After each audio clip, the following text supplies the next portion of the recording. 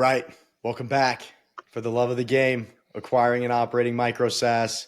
You got Kale here. You guessed it. Back with my boy K-Lou. What's up, K-Lou? What's going on, folks? Oh, man. Happy Friday to you. All right. So we're getting into issue 19. This is the third cut of 4, and we're going to be digging into an OKR teardown. And the headline here is executing a UGC tactical experiment to inform our go-forward strategy. And we'll dive in to what that means. But UGC obviously meaning user-generated content up until this point. And I think as a point of departure, right, UGC is increasingly relevant in B2B.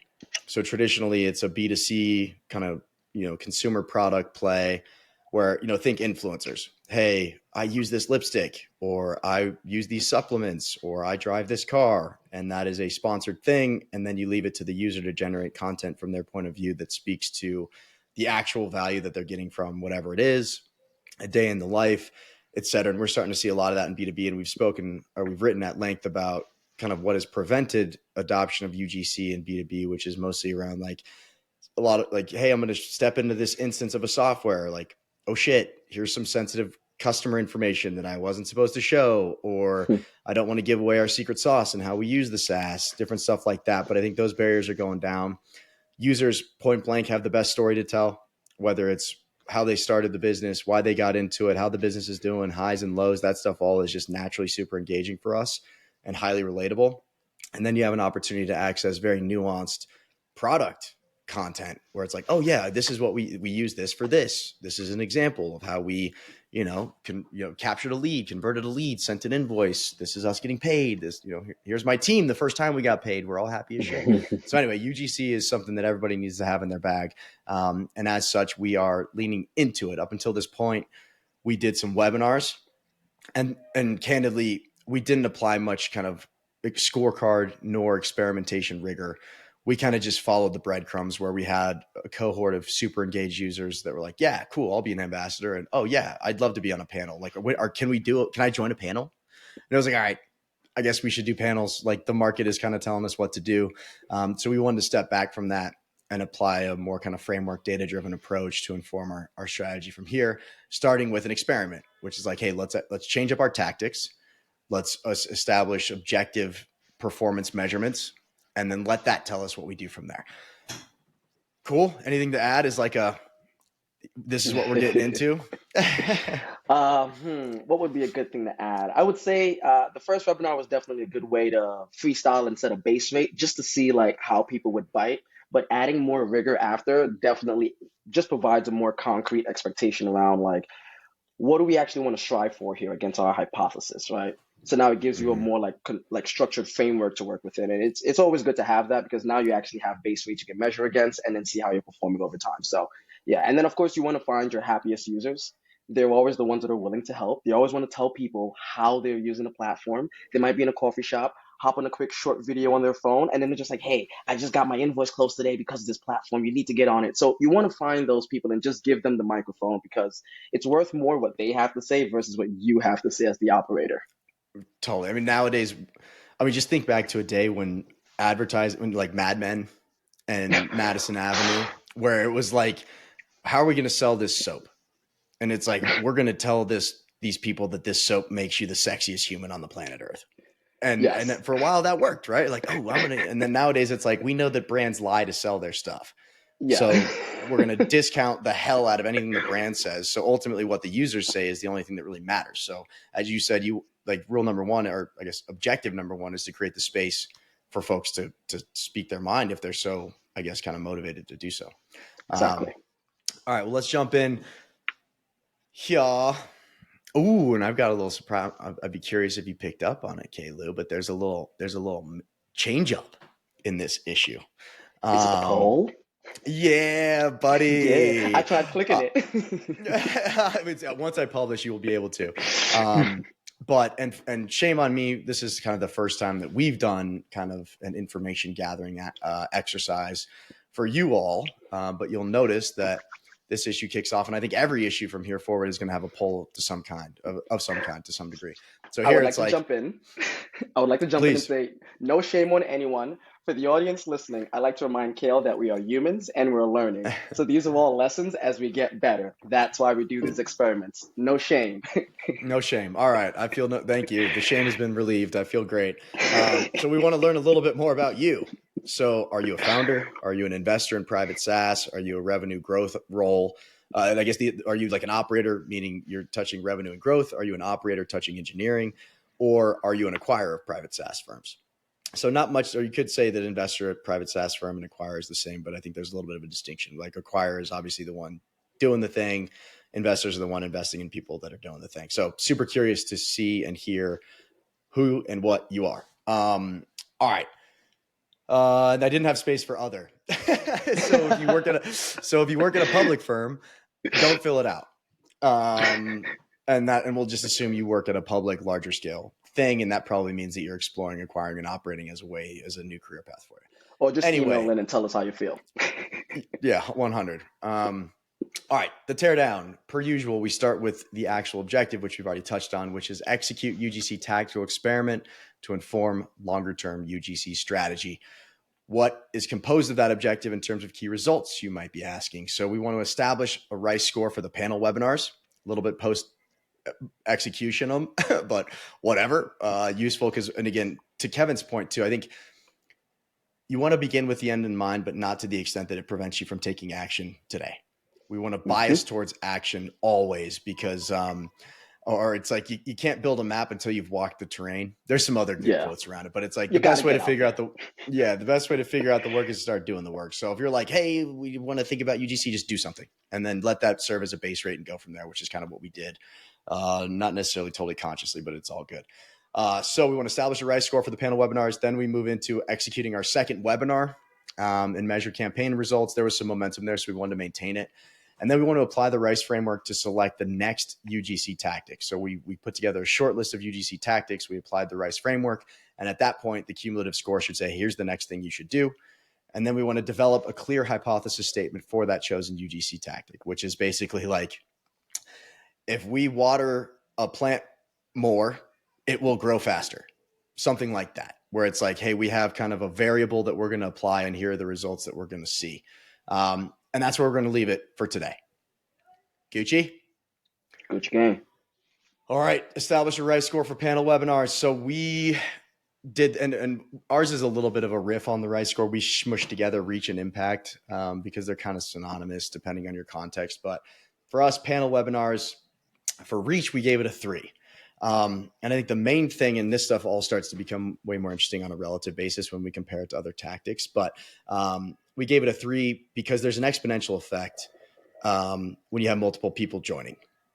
So I guess if you have 3 panelists that join a webinar, what happens to the potential followership or the potential audience that's going to engage with that content, Kayla? There's going to be a compounding effect, because now you're reaching into those various audiences, which you might not have had access to before. Totally. So, and we'll talk about the difference between linear, impact and exponential impact. But here, one panelist joins, they have 5,000 LinkedIn followers or Instagram followers, whatever. The second panelist joins, they have 20,000. The third panelist joins, they have 100. Whoa. With 3 humans, you now just quintupled the potential audience. So that's a big driver of reach and impact, which is good. In terms of our confidence, we gave that a 3. And sorry, I should have mentioned this. All these scores are out of 4. And we do that because 1 out of 5, you'll get a bunch of 3s. And it's like, all right, that's kind of worthless. So it's like, this is right down the middle. So on the confidence side, we gave it a 3 because obviously this is a super proven tactic. I've basically made my career around building community as a function of finding your smartest users, handing them a microphone, and getting out of the way. I shouldn't say smartest, most compelling, hardest working, most thoughtful, most applied, whatever. Most engaged. So most engaged. Cool. And our confidence is, I guess, both a function of like how demonstrated or like how validated is the tactic. And then on the other side, what do we know? And so this is basically like a function of like, how confident are we in the tactic? And then the actual like product, which in this case is content. And so it's very likely that when you hand the users your microphone, that they're going to give you super nuanced, super detailed information about how they use your stuff to generate outcomes or to execute on jobs to be done. So we gave that a 3 out of 4, relatively very high confidence. Effort, and again, on a relative basis, was, and this is punitive, the more effort, the worse, right? So you got to mind that these scores, a 4 can be good, a 4 can be bad. And then you need to think about how you add those things together into a composite score. But for us, this was a 4 out of 4 on effort, because there's a linear increase in per panelist that joins. That's another calendar to consider. That's another human to make sure that they have a good camera and a microphone. And hey, that's just another unit of energy to kind of pull the thing together. And we say that the average webinar, from planning the agenda, which is super fast, honestly, to coordinating the stuff, sending the emails, sending promotion emails, promoting it on social, executing the thing itself, pulling up the video content, hosting it, finding the snippets, embedding that in a takeaway thing, writing the takeaway. It's a lot of action. So that ends up being about 5 hours. We miss on any of these scores? You disagree with anything? No, I don't disagree with anything here. I would just say 5 hours might be more on the fast side. Yeah. So Oh, and be it's interesting graceful you with say your that time. too. Is that there's also, like, you have to assume that there's a rate of improvement between Yes. the first one and the second one. So you might, and again, back to, you want to be quick with action, patient with results, is you probably want to execute a few. And then it's like, all right, we got 50% better from the first one to the second one. We got 10% better from the second to the third one. From the third to the fourth, we got 1% better. It's like, okay, you've achieved kind of whatever that equilibrium state is for all these different metrics. And then you can kind of course or fine tune your RICE scores from there. So to your point, I mean, the first one, dude, the first webinar was like, shit, I spent 10 hours on the Yep. recap, and I was like, oh, so this is, I guess, factoring kind of our second iteration. Yeah. But And anywho, see, this is the beauty of creating frameworks, operating playbooks. So every time there's that incremental improvement to move faster. totally. And we'll zoom on in on that so you can see it. But there's the detail for you. All right, moving on. Execute second webinar and measure campaign results. So here we are. So we had 2 topics. One was client lifecycle. These are kind of generic terms. One was a workflow design. And what's important to note is that the client lifecycle was the first one for us. And the things that we're measuring are kind of informed via our stack, which is HubSpot. And I included our scorecard here too, just to zoom out and have a more macro look, because hypothetically, this should be the only thing that we're changing outside of our status quo operation. So if we see a spike in new visitor sessions, if we see a spike in trial signups, we could hypothetically attribute that to the panel or the webinar panel. But we don't necessarily, like, as we always joke, attribution's tough, right? 30% of marketing works. You just don't know which part it is. And obviously you don't want to settle for that, but that's kind of the age old adage, as I guess, kind of a frame. All right. So we had client lifecycle sessions. We did 217 sessions. And I guess let's look at these top to bottom in each one. So the client lifecycle, the first one did 217 sessions. The workflow design did 121. So cumulatively, we ended up with 338. And these are sessions to everything. So to our landing page, to our blog page. It doesn't factor social. That's a little bit of a different surface area that's tricky to pull in.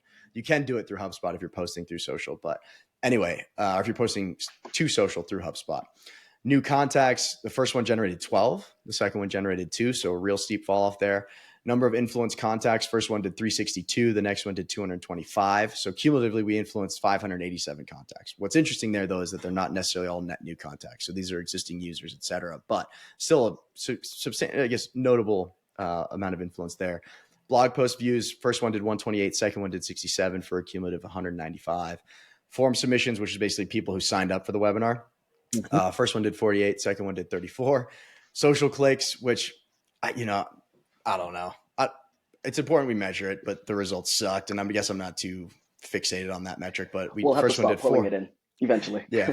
And this isn't this isn't coming directly. Like, we did a bunch of posting not through HubSpot. So this is off, I guess. So take this with, actually, let's just move on. Email clicks, 62 for the first one, 24 for the second one. And clicks are interesting. You can look at opens, but it's like, hey, we sent the thing, who took action on it? And and I guess interest in the blog, or I'm sorry, in the webinar is going to be a function of clicks. So that's what we care about. Yep. You want So to see people showing intent. And ideally we have base rates, right? Where it's like, hey, how did this perform? It's like, I don't know, kind of good. Like we can say the first one did better than the second one, For but how sure. are these performing on a relative basis? Well, that means as a function of our peer group. So for other SaaS firms at this ARR that have only done one, like it's tough to kind of get to a comparable place where you can say that this is a base rate that we're going to measure ourselves against. I guess on a separate page, when you think about funnel conversions, it's way easier to get your hands on base rates for that stuff. It's like, hey, we have a freemium motion or we have a trial-based motion. This is what you should shoot for in conversion from traffic to signups. This is what you should shoot for in conversion from signups to paid. So anyway, I look at this and I guess my gut reaction was like, okay, cool. Like, and I think the thing too is that there's some things here that aren't necessarily measurable. Like both of these things added content to our content surface area that was extraordinary relative to the stuff. Cause you'll find that you can only post about, the same 30 or the same kind of 3 beats in 50 different ways. And eventually your content starts to become redundant. So UGC is a way to add or to create like the 30% of content that's the most interesting. And then the remaining 70% is kind of meant to just promote the best stuff. So obviously we can't really measure that, but I think it's important to note that these two things generated without question our best content and our best performing content. So that's all good. Let's zoom back. Oh, and one other comment too is that if we look here, like I think there's also something to be said because it's like, hey, why did our results decline? And there's some usual suspects here. One would be like client lifecycle is a really broad topic. Workflow design is more niche. Broad topics are relevant to bigger audiences. That's why the audience got smaller. But then, perhaps, and then it's quality versus quantity, right? But they were super engaged. Another thing is that you could probably assume that there's diminishing returns. You have a fixed user base, and that's mostly where you're socializing this type of stuff. And they're going to opt into it. Maybe they'll share it with some of their peers, but they're also their competitors, right? So that's a little bit at odds. But we could say that the first one, everyone was super jazzed about it. There was some novelty around it. There was a little bit of a halo. A bunch of people got involved and it generated, and they passed it along to their new people. Okay, now the surface area for engaging new people as a function of a fixed user base has been swallowed up. Yep. So the next one, there's less to swallow up. And the next one, there's less to swallow up. There's less to swallow up. So at some point, you have to drive new users to extend the surface area of potential people that are extensions of their network that'll get engaged with your shit. That was fast in a lot of words. Did that make any sense? That I was literally just gonna say that makes total sense. You wrapped it up perfectly Okay. because I was gonna say like we need to define why there was a fall off for the second one. So yes, we're simply Yeah, just totally. operating with a fixed user base. Or like one that's not growing crazy, right? It's growing 2, Exactly. 3, 4% month over month, which is still sick, but it's not like, anyway. Yeah, and shameless plug. Can't wait until we get to our new user acquisition strategy. That's going to be a nice Yeah, issue coming Q1. So yeah, excited for that to expand that surface area. no doubt. No doubt. And I think what's important is like, that visual where the dude's he's digging in like a mine and there's like a huge hole. And then it's with him and his pickaxe and he's turned around and he's walking out and he's like a few inches away from the diamonds. Right there. Yeah, and it's like, so you got to, in this one, you'd be like, oh shit. Like the second one sucked compared to the first one. Like the results were 50% or, 30% as compelling. Be careful with that. Like I think you probably want to do something 3, 4, 5 times before you make any judgment calls. And as I mentioned, you should ideally achieve some kind of equilibrium state where it's like, hey, this thing has now become coin operated. If we put this level of effort in, we get these kind of results based on this tactic. And we're at least 3 or 4 webinars away from that to draw really substantive, or I guess conclusive conclusions about what this means. To add to that, I would even say as you're doing, 3, 4, 5 webinars and you're getting the repetitions in just to see like what is working and what is not, that's also a good opportunity to start doing surveys and polling your user base to say, hey, is this working or not? Is there a better way we can, deliver the message? Is there a better way that we can engage you with it? And you want to run those social experiments because again, the whole purpose of UGC is giving your users the space to express themselves. So maybe we're going about structuring the webinars incorrectly or just a way that's not engaging to them. And now you have a chance to actually get them to answer that question. And on top of it, they provide that feedback. Now you have a more confirmed sign up for that webinar once it does happen. See where I'm going? Totally. And totally. And if you're like scratching your head around topics, like, oh, what should we do a webinar on? Ask your users straight up. Yes. Take Yes. direction from your users. They'll be super engaged in that. And obviously they steer the ship, right? So the more you can act on that insight, the better you'll be. And that goes across the board for everything. With product, you got to be a little bit careful because they'll ask you for faster horses and that'll prevent you from creating a car. But anyway, Yeah. all right. So here, let's zoom back. And it's like, okay, cool. We have this very kind of pointed results scorecard for the webinars. Let's look at the broader business. So here, a few caveats, and this is our weekly scorecard, which, November was a sick month. We hit new visitor sessions and trial signups. Our funnel's starting to look a lot better, et cetera. So anyway, we had a big spike in new visitor sessions in the week that we announced the webinar. Or I'm sorry, this was the week we conducted the webinar. So I should have zoomed back a little bit. That's on me. But anyway, big spike here. And then if we think about trial signups, that's usually a lagging indicator. People join the webinar. Oh shit, this firm's interesting. My most successful peers are using it. Maybe I'll sign up for a trial. A week goes by, 2 weeks go by. So you want to look at trial signups on a lagging indicator, but we shoot for 10 a week and we outperform kind of our average. And there's probably more variance than I like in the trial signups, but I think it's compelling that, hey, nice spike in trial signups. Everything's above our base rate average for the trailing 90, I think, or at the same time period. So that looks good. And direct traffic in that week too. And again, I should have fine tuned the time series on these, but there was a way big spike in direct traffic, a spike in organic search. So a 10% spike in direct traffic where we landed at 1,000. And this is new visitor sessions. And then a 20% spike in organic search where we landed at 420 for all the potheads out there. Ha, ha, ha. And then social media, 327% spike, got us to 94. And then email marketing had 132% spike. So these are compelling percentages. But when you look at on a relative or normalized basis, the numbers are cool, right? I mean, 94 social media or visits prompted by a social media post, and we've been fixating a lot of energy there. Anyway, all to say, I'm like the webinar, when we zoom back to this scorecard, it's like, 338 sessions, that's a little bit whack. Whatever, 587 influence contacts, that's more interesting. Only 14 new contacts. So you kind of hit your gut like, yeah, okay. When you zoom back and look at the business on the macro, it's like, okay, So all right. Something works. Yeah, okay. All right. This is interesting. Like, let's keep going. So anyway, so that's where we landed. All right. So let's pause real quick and recap. So we actually applied a RICE methodology to the webinars. And the cumulative score was, I think, a 1.7. Let's zoom up here. Yeah, our 1.5 cumulative score out of 4. So okay, or bad, honestly. We look at the campaign-specific results, and it's like, meh. We zoom back and we look at the bigger picture for the business, and it's like, ooh, okay. So then we want to shift gears and say, all right, let's determine the next tactic. So let's apply the same objective scorecard so that we can look at things on a relative basis. So now we're shifting our gears. We have a RICE score for webinars, and you never want to look at something in a vacuum because it's always like, as compared to what? Just like with business valuation. Hey, I'm going to buy this house for $1 million. Is it a good deal? I don't know.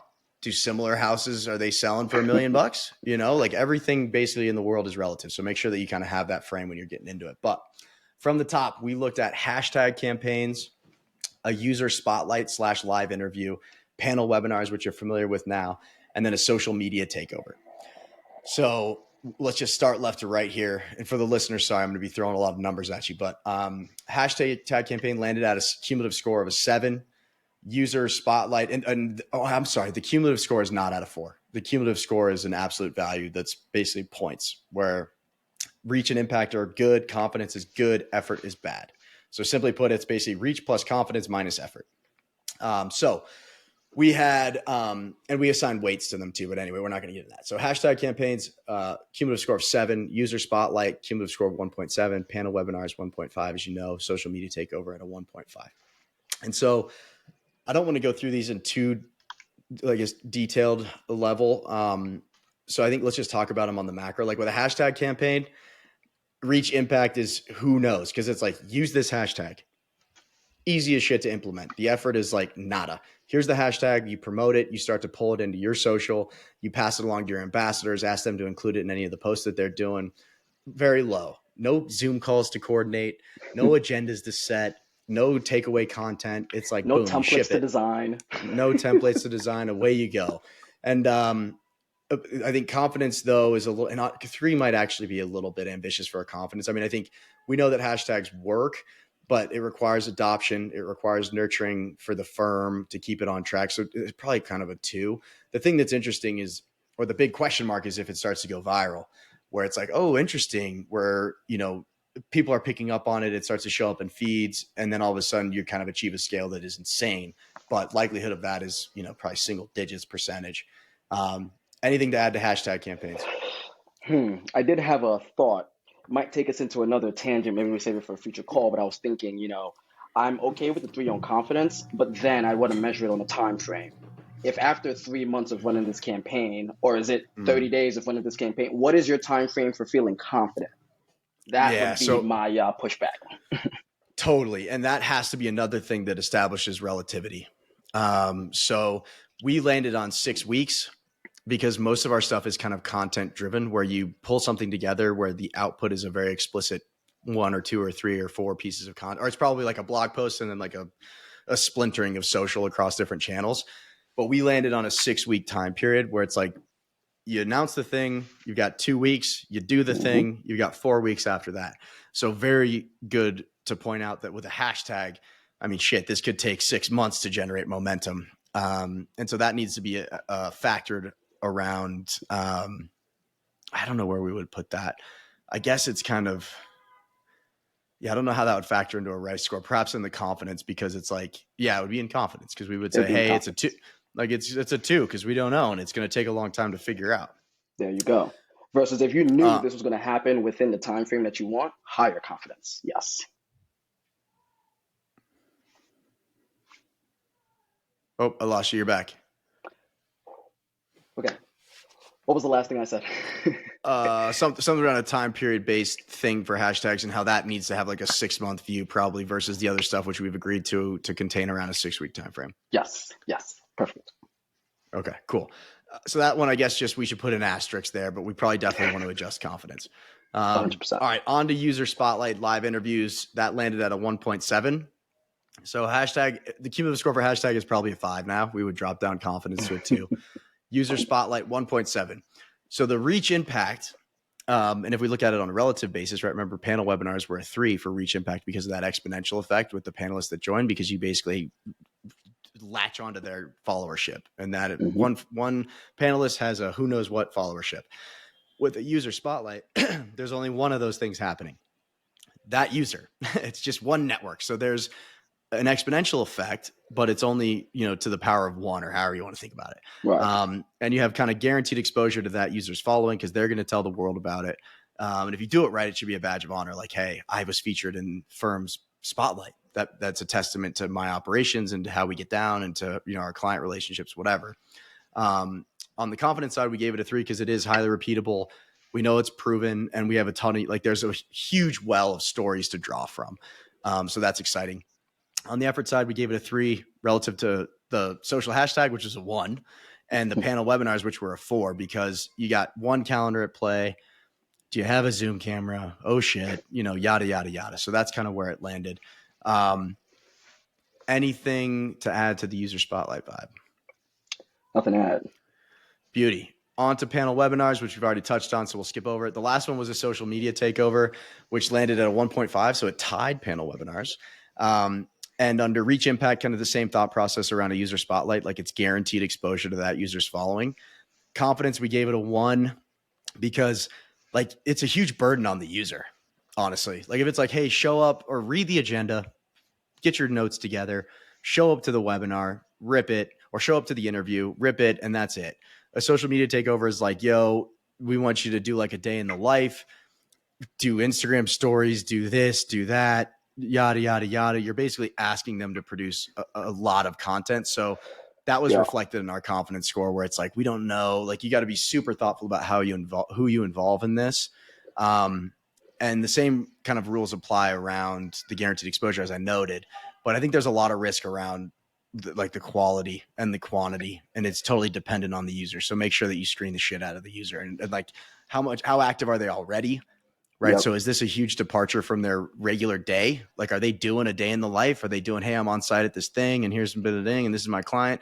And I would probably try to use that as a filtration mechanism where it's like, hey, we want you to do what you're already doing. Just talk more Right. about us and how Because we help your world. to add to that, I was going to make the point of authenticity. That user doesn't want to come off as inauthentic to their viewer base because now we're going to cannibalize their viewer base just for this opportunity alone. So as long as it's not, let's say, different from their usual day to day and it's right in line, that's a perfect harmony right there. But if it's different from what they usually do, it can come off as inauthentic to their user base. Totally agree. And then it's counter to the whole intention behind it. So be very Exactly. careful. Like the last thing you want to do is like, ooh, I drink Sprite every day and it makes me jump 2 feet higher. It's like, yeah, okay, this is bullshit, and I'm going to stop following you. Yeah, and then the FDA comes out Uh, and says, Sprite is bad for you. yeah, it's like, well, that's sugar water. You probably don't want to drink that ever. Okay, so then we move into a clear hypothesis statement. So, and we addressed this in the conclusion, but you'll notice that so I guess based on our score, it'd be like, yeah, run hard at hashtag campaigns, or maybe that's a Mhm. slow burn. So just get it off the ground. You'll actually notice that we discussed the user spotlight in the hypothesis statement, and I'll talk about why, or how we can think about.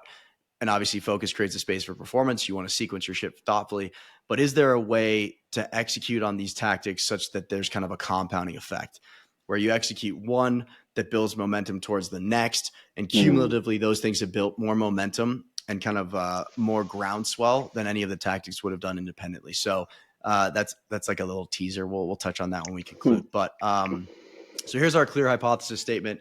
And I'll read this out. Sorry to read directly here, but enabling users to showcase their story, aka kind of the genesis of their business, high, low lights, etc., and highlight how they use our SaaS and the value it provides will yield content that improves site, social traffic, and content engagement. Rationale is that these business stories are super repeatable. And they're very relatable, or repeatable, meaning that there's a lot of them. Presumably every one of your users has an interesting story to tell. It's engaging and relatable to both existing users and to prospective users. They're like, oh yeah, I'm in this industry, I know how I got started the same way, or I was inspired by the same thing, whatever the case may be. And then as a function, or beyond that, when we start to think about like the actual day in the life using your SaaS, it's super nuanced. It's not like some generic product demo where it's like, I'm now going to do this, oh yay, I did this is valuable to my business. It's like, Yep. hey, I did this thing. It used to really suck. It was totally streamlined, and this was the outcome, and I'm delighted. That's real substantive stuff, right? So Yep. that's the rationale, and we've touched on that, probably kicked it to death. So the experiment, and this is a good framework, I would say, to borrow from in terms of how you actually structure a hypothesis statement or an experiment to begin with.